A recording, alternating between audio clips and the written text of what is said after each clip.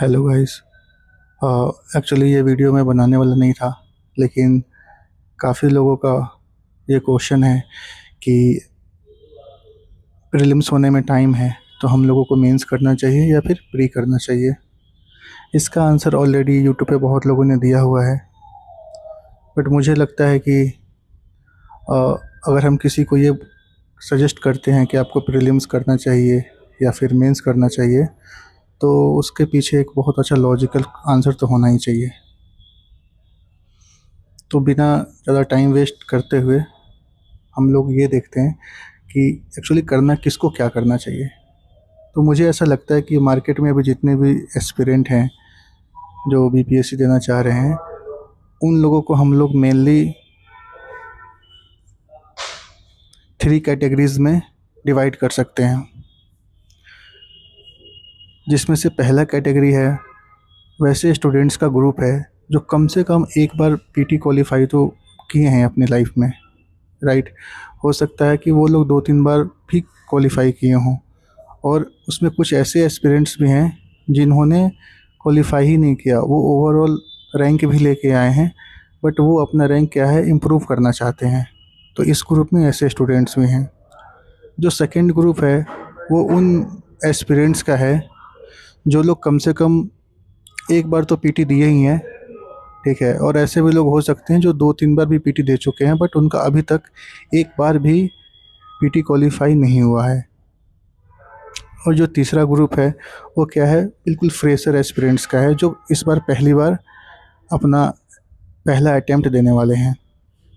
तो इसमें से किसको मेंस करना चाहिए, किसको नहीं करना चाहिए, राइट, ये समझना बहुत ज़रूरी है। क्योंकि बिना सोचे समझे अगर हम करते हैं तो क्या है, हम फंस सकते हैं। हमें दूसरों को देख के नहीं चलना है, हमें हमारी सिचुएशन के अकॉर्डिंग क्या अच्छा है वही फॉलो करना है।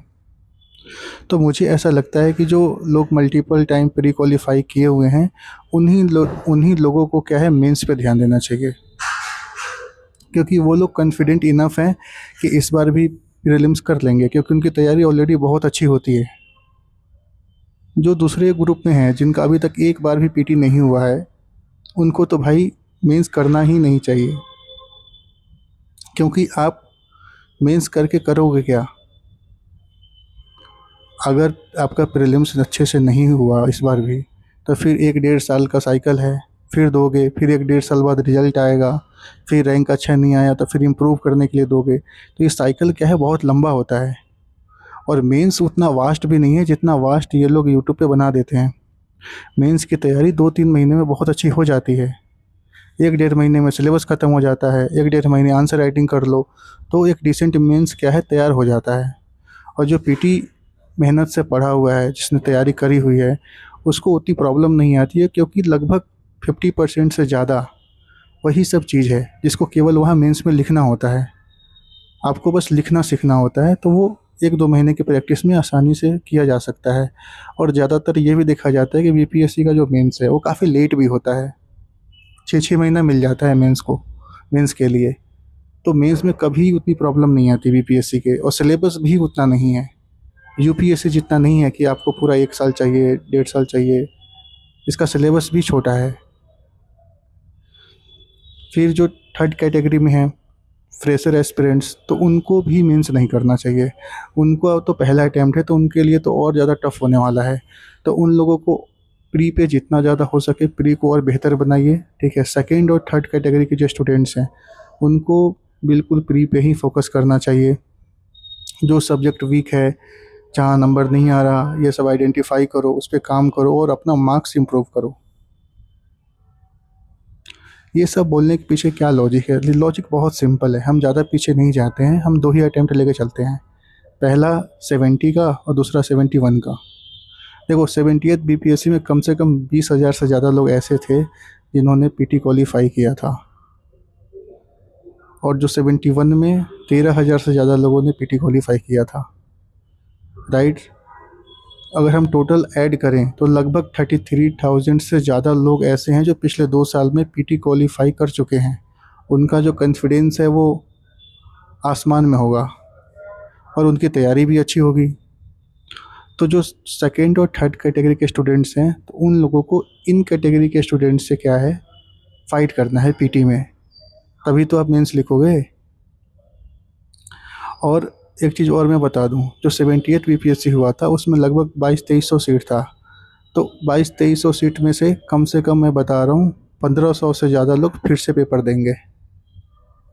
और 71 बीपीएससी में तो अभी रिजल्ट आया नहीं है, और जब तक हमारा पीटी होगा 72 का, तब तक आया फाइनल हो भी नहीं पाएगा, क्योंकि इंटरव्यू अभी बाकी ही है, मेंस का रिजल्ट ही नहीं आया।